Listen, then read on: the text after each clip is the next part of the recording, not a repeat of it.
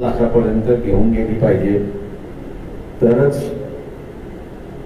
शासन व्यवस्थितरित्याने त्या ठिकाणी चालू शकतं. असे असताना सुद्धा एक अजेंडा आम्ही त्या ठिकाणी तयार करतो. दुसरं जे आहे त्याच्यामधलं एक सगळ्यात महत्वाचं जे आहे ते म्हणजे आम्ही 22 लाखापर्यंत जरी घेऊन गेलो तरी एम्प्लॉयमेंट सर्वांनाच मिळू शकेल. म्हणजे 20 वर्षापासून ते 35 वर्षाचा होईपर्यंत सगळ्यांनाच एम्प्लॉयमेंट देऊ शकतो अशी काही परिस्थिती नाही. आणि म्हणून एक मूलभूत बदल करण्याचा आम्ही आज सगळं ठरवलेला आहे आणि त्याच्यावरती एकमत झालेलं आहे. ते म्हणजे की ॲग्रो इंडस्ट्री याचे जे सगळे मोठमोठे प्रोजेक्ट्स होतात आहेत, मेगा प्रोजेक्ट्स होतात आहेत, त्या मेगा प्रोजेक्ट्सच्या ऐवजी जुन्या काळामध्ये जशी पिठाची चक्की होती, गावागावामध्ये होती, वस्त्यामध्ये होती, तशाच रीतीने टेक्नॉलॉजिकल बदल झालेला आहे मोठ्या प्रमाणात. आणि हा टेक्नॉलॉजिकल बदल लक्षात घेता ॲग्रो प्रोसेसिंग इंडस्ट्री, मायनर आणि टायनी इंडस्ट्री, मायक्रो इंडस्ट्री अशा रीतीचा असताना त्या ठिकाणी भर द्यायचा, वाढवायचा अशी असणारी परिस्थिती आहे. नंतरचा जो मुद्दा आमचा असणारा ठरलेला आहे तो म्हणजे केंद्र शासन नेहमीच MSP प्राइस त्या ठिकाणी जाहीर करते. दिल्लीमध्ये आजही हे आंदोलन त्या ठिकाणी चाललेलं आहे. आणि शहरी ग्राहक एका बाजूला आणि ग्रामीण विक्रेता हा दुसरा, शेतकरी हा विक्रेता मी असं म्हणतो, हा दुसऱ्या बाजूला, याला दोन्ही बाजूने लुटल्या जाते अशी असणारी परिस्थिती आहे.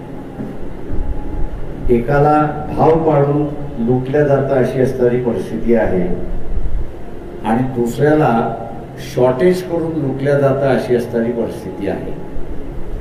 तर याच्यावरचा असणारा जो तोडगा आहे तो म्हणजे केंद्र शासन जे हमी भाव देतं त्या हमी भावाचा असणारा कायदा हा जर केला तर ग्रामीण भागातल्या भाव पाडून जी लूट होते ती त्याच्यामध्ये असताना थांबेल.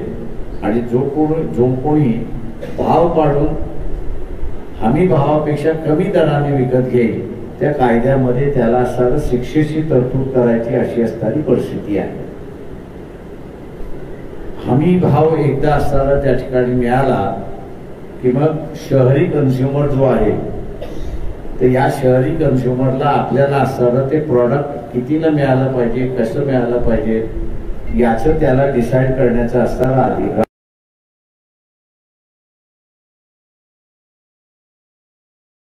त्या ठिकाणी येतो. आणि म्हणून जे महत्वाची पिकं आहेत ती म्हणजे पश्चिम महाराष्ट्रामध्ये ऊसाचं आहे,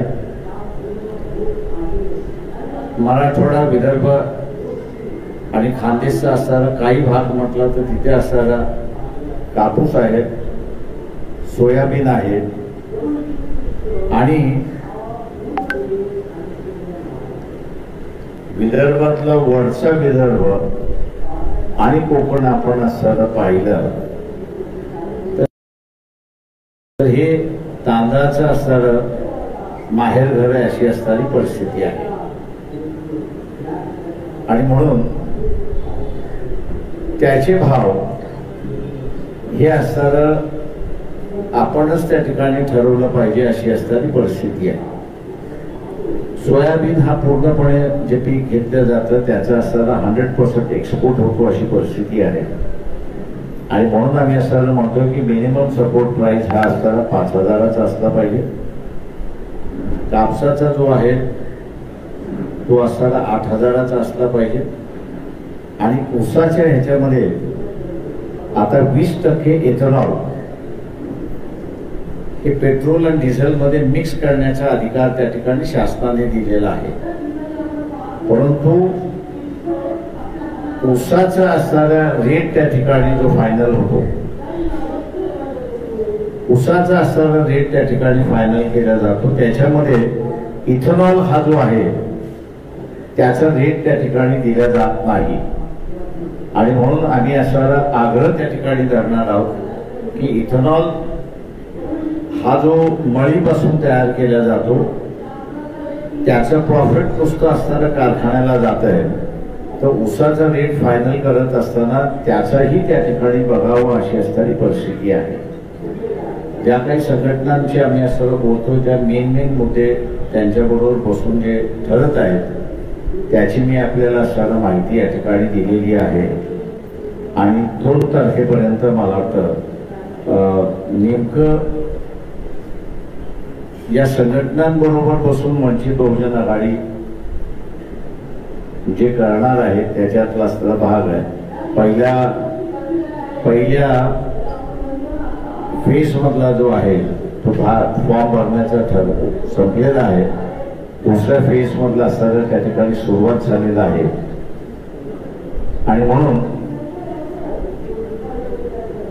आणि म्हणून तिसरा जो आहे, तिसरा, चौथा, 5वा टप्पा जो आहे तो सगळे मिळून त्या ठिकाणी कॅन्डिडेट ठरवतील अशी परिस्थिती आहे. म्हणजे जसं म्हटलं तसं 2 तारखेला आपल्याला असणारं या ठिकाणी पूर्णपणे माहिती मिळेल अशी, आणि पुढचं वाटचाल कशी असेल ती आपल्यासमोर या ठिकाणी मांडल्या जाईल. माझं निवेदन संपलं. आपण असं विचार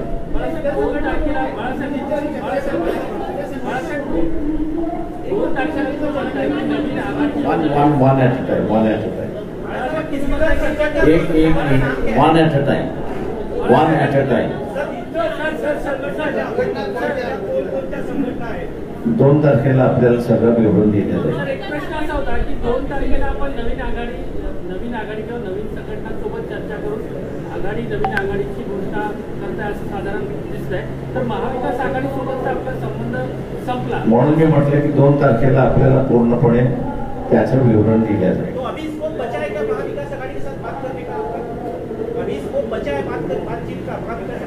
हमने कहा कि हमने बंद किया है, हमने कभी कहा नहीं कि हमारी चर्चा बंद हुई.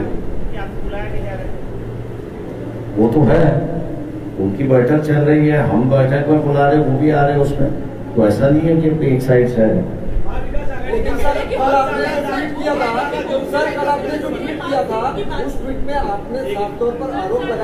हाँ, मैं ये कह रहा हूँ कि महाविकास आघाड़ी अलग है और संजय अलग है. तो जिसको हमने टारगेट बनाया था या जिसके बारे में कहा था वो संजय की बात थी. वो महाविकास आघाड़ी के नाम से गलत आप लोगों को बयान दे रहा है और गलत स्टेटमेंट कर रहा है. इसलिए हमने कहा कि तो संजय जो है वो आघाड़ी में बिगाड़ करने में लगा हुआ है.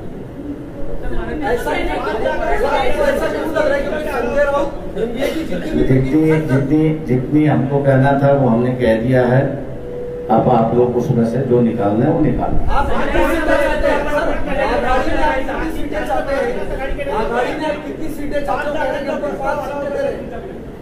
आमच्याकडे असणारा त्या बैठकीमधला जो प्रस्ताव होता तो 3 जागांचा प्रस्ताव होता. एक माझा मतदारसंघ आणि दुसरे 2 मतदारसंघ. त्याच्या पलीकडे आम्हाला कुठलाही प्रस्ताव आलेला नाही.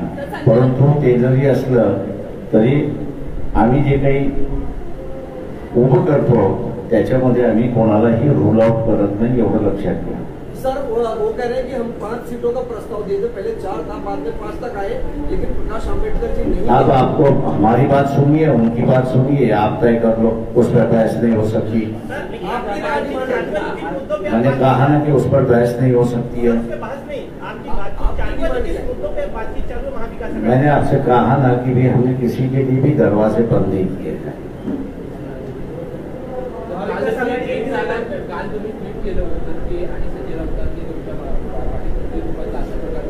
मी असं त्यांनी आघाडीमध्ये बिघाड केलाय हे दाखवणारा आम्ही त्या ठिकाणी दाखवलो. त्याच्यामुळे असं आम्हाला महाराष्ट्रामधलं जे आहे ज्या पद्धतीने असणारा पूर्णपणे विरोधी पक्ष उभा राहिला पाहिजे होता.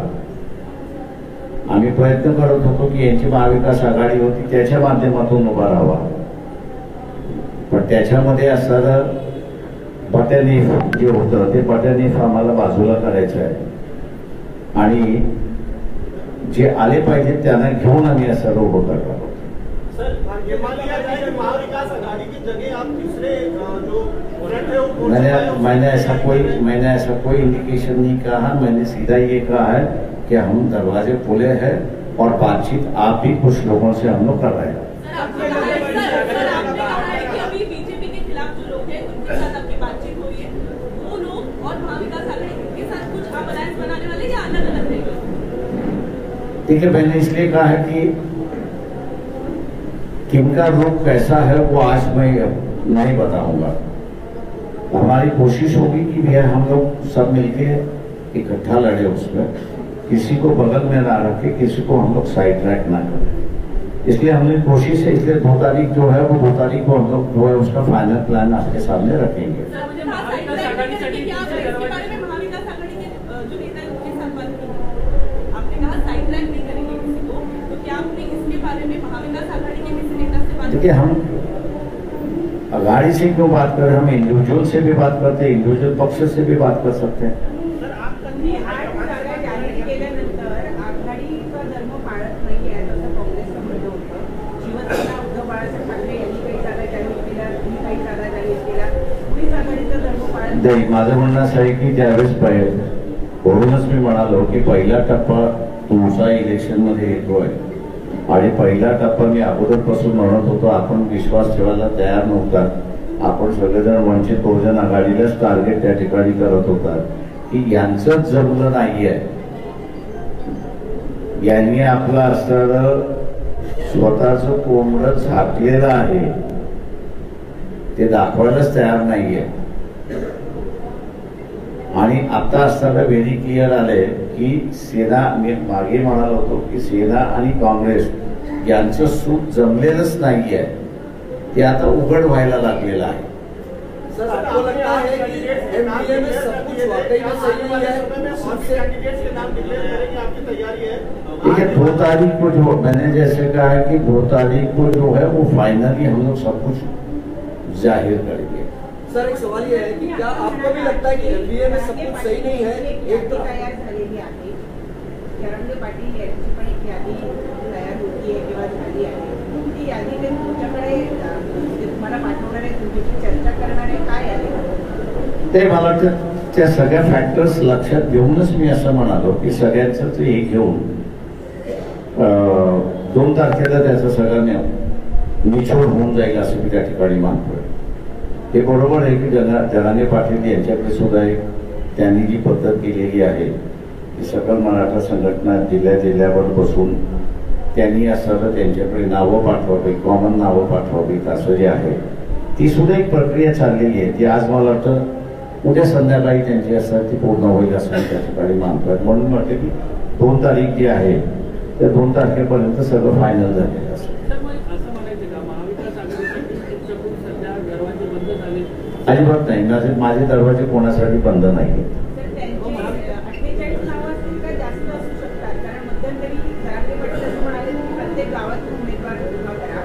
तर यावेळेला काय असणार? आमची जी चर्चा झाली त्याच्यामध्ये त्यांनी तो आग्रह सोडलेला आहे आणि जिल्ह्यामधले सकल मराठा समाज जे आहेत त्यांच्यामधनं त्यांनी नावं द्यावीत असं म्हटलेलं आहे त्याच्यामध्ये. तेव्हा एकच उमेदवार येईल असं ठरते असं मला वाटतं.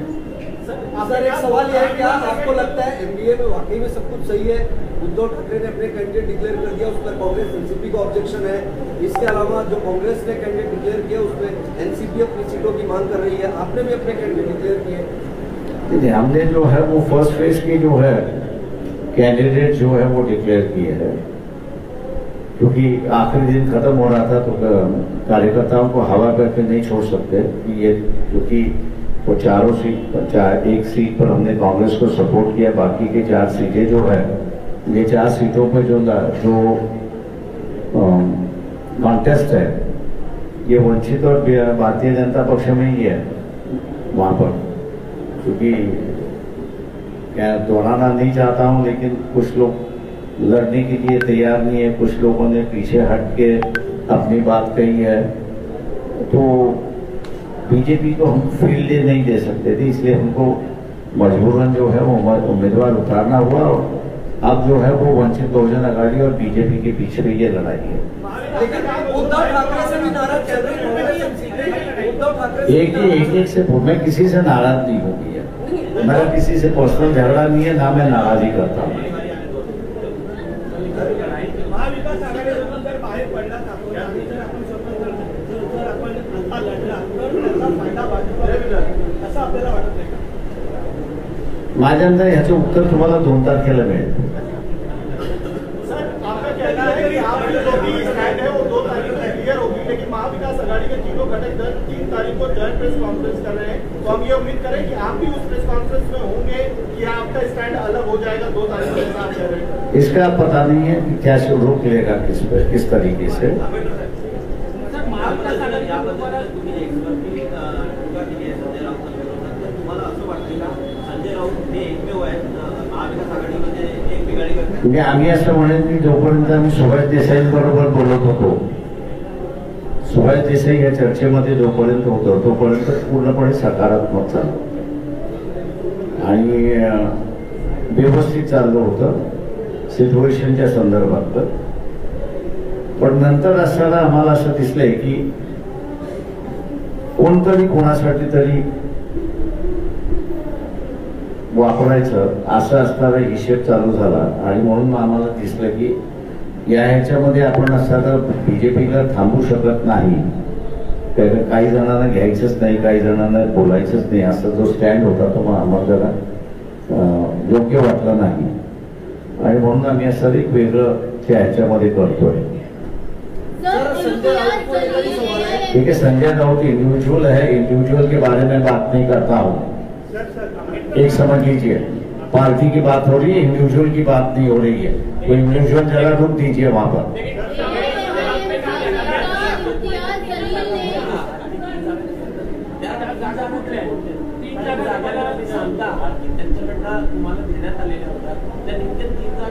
जय मला भांडणं पुन्हा लावायची नाहीये, मला जोडवायचं आहे, पण ज्या दिवशी तोडायचं असेल त्या दिवशी निश्चितपणे मी आपल्याला सांगेन।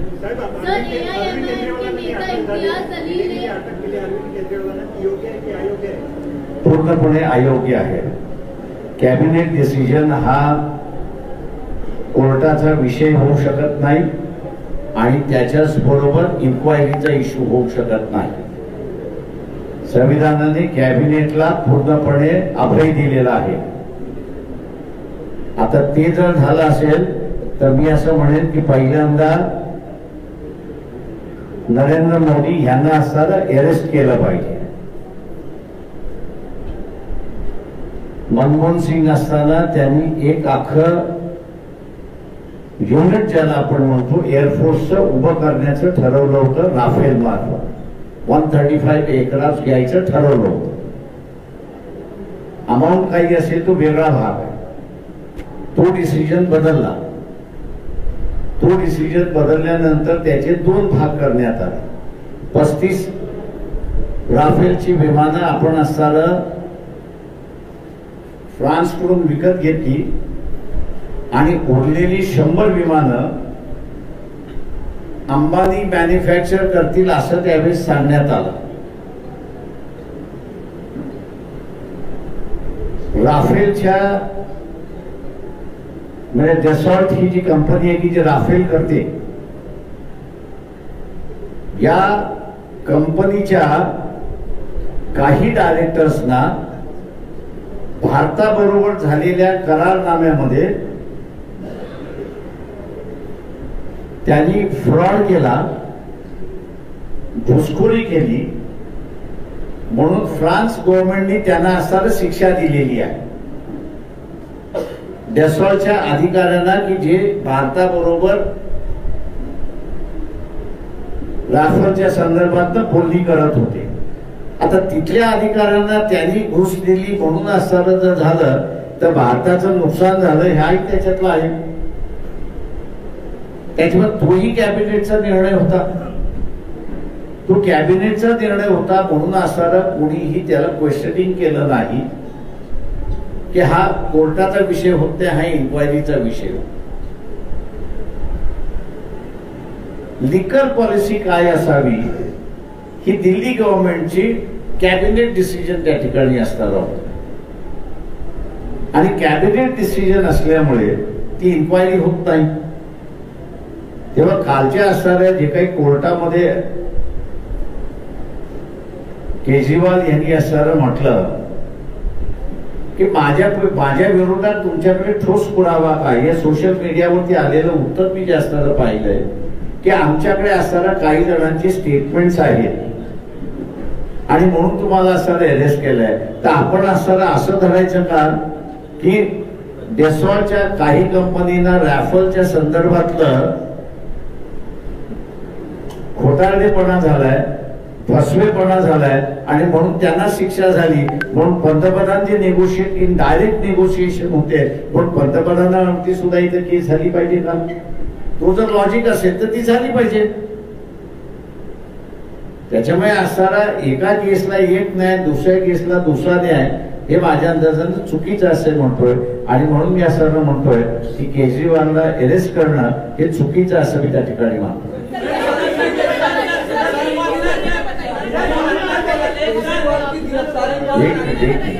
आराम से यार, एक मिनट आप एक पूछो तो एक मिनट मैं आपको हिंदी में जवाब देता हूँ. क्यों करना चाहिए आपको लगता है? देखिए, मैं ये कहूंगा कि केजरीवाल को अरेस्ट करना पूरा गैर कानूनी है. मैं सुप्रीम कोर्ट से अपील करता हूं कि वो पहला इस बात का फैसला दे कि जो कैबिनेट डिसीजंस होते हैं, क्या ये कैबिनेट डिसीजंस कोर्ट उस पर निर्णय दे सकता है क्या? पहली बात है. दूसरी बात यह है कि कैबिनेट डिसीजन हुआ है और उस कैबिनेट डिसीजन का इंक्वायरी करने का अधिकार किसी जांच एजेंसी को है. कैबिनेट डिसीजन जो होते हैं और जिसका इंप्लीमेंट होता है, ये वहां की लेजिस्लेटिव असेंबली है. उस लेजिस्लेटिव असेंबली में उस पॉलिसी को रखा जाता है और लेजिस्लेटिव असेंबली उसको मान्यता देने के बाद उसकी इंप्लीमेंट होता है. लेजिस्लेटिव असेंबली की किसी भी प्रोसीडिंग्स में सुप्रीम कोर्ट दखल अंदाज नहीं दे सकता है. रही जहां तक बात उस पॉलिसी में कुछ गलत है या नहीं है, तो संविधान में उसका भी प्रावधान है और वो प्रावधान ये है कि PAC, public accounts committee, public accounts committee जो है, कैबिनेट डिसीजन सही है, गलत है, घुसखोरी हुई है, क्रिमिनलाइजेशन है या सिविल लॉस है, उसका वो जजमेंट देती है. उसके बिना किसी को अधिकार नहीं कैबिनेट डिसीजन चेक करने का. और इसी के लिए जब ये मामला उठा कि मनमोहन सिंह का एक डिसीजन बिना कैबिनेट लिए हुए नरेंद्र मोदी ने उसको घुमा दिया इंडिविजुअल प्राइम मिनिस्टर की कैपेसिटी में, और जहां 135 राफेल के विमान डेसॉल नाम के फ्रांस कंपनी से खरीदना था, उससे वहीं के वहीं उन्होंने डिसीजन दिया और कहा कि हम 135 नहीं खरीदेंगे, 35 ही डायरेक्ट खरीदते हैं और बाकी के 100 जो है उसको हम लोग अंबानी के माध्यम से उसको यहां पर बनाएंगे. बात आगे बढ़ते बढ़ते ऐसी बढ़ गई कि डेसॉल नाम के अधिकारी को फ्रांस में जेल हुई क्योंकि घुसखोरी हुई और पैसे खा लिए. अब क्या हम लोग ये कहे वहां पर कि वहां के अधिकारियों को जेल हुई इसी राफेल के डील के मामले में, तो फिर वही अगर लागू होता है तो प्राइम मिनिस्टर के ऊपर भी केस होनी चाहिए, उनको भी अरेस्ट होना चाहिए. लेकिन विरोधी दल की बात जब हुई तो यही कहा कि कैबिनेट डिसीजन होने की वजह से कैबिनेट डिसीजन को हम लोग क्वेश्चन नहीं कर सकते, कर सकता है तो पीएससी कर सकती है, पीएससी अगर कुछ बात कहती है कि इसमें घोटाला हुआ है तो ही उसका चार्ज हो सकता है, वरना उसका चार्ज नहीं हो सकता। इसलिए ये जो है मैं समझता हूं कि अधिकार का गैर तरीके से इस्तेमाल हो रहा है और इसलिए हम लोग इसकी निंदा करते हैं। सर, कांग्रेस को आज ही 1700 करोड़ के इनकम टैक्स का नोटिस मिला है, इसको किस तरह से देखते हैं? इसके पहले राहुल गांधी इस मुद्दे पर सवाल उठा चुके हैं कि हमारे पास कैंपेन करने तक मेरे हिसाब से आप लोगों ने एक बात सामने नहीं लाई। जो प्रेजेंट फाइनेंस मिनिस्टर है उनके हस्बैंड का ही सबसे बड़ा बयान आ चुका है, सोशल मीडिया पे आ चुका है कि वर्ल्ड का सबसे बड़ा फ्रॉड अगर कुछ है तो इलेक्टोरल बॉन्ड है। और कोई मेरे ख्याल से कहने, दोनों भी इकोनॉमिस्ट है, बड़े नामी इकोनॉमिस्ट है।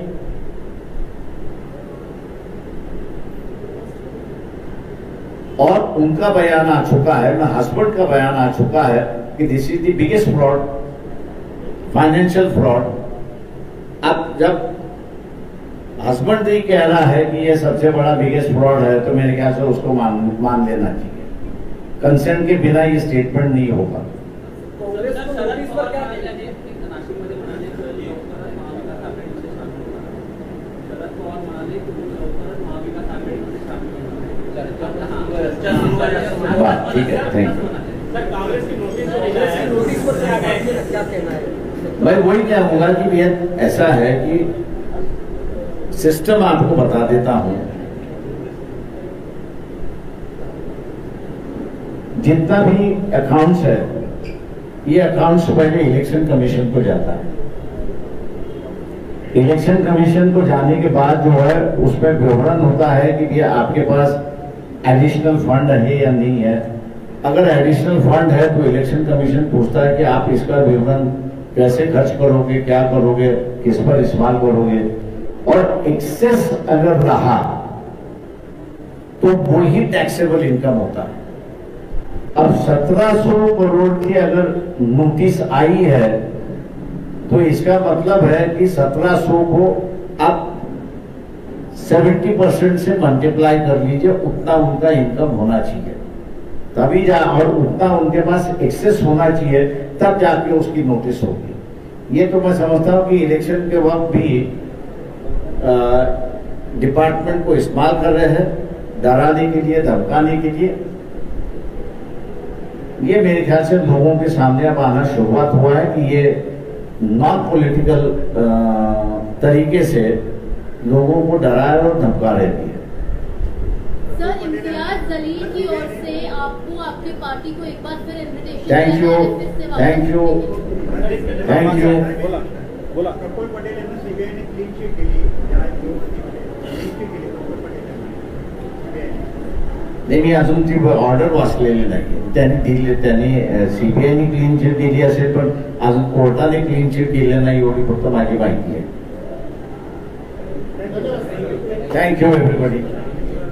सगळ्यांना आता लंचला इन्व्हिटेशन आहे। धन्यवाद सर्वांचे मनपूर्वक आभार। आणि यानंतर सर्व पत्रकार बंधू वगैरेंना विनंती आहे बाळासाहेबांसोबत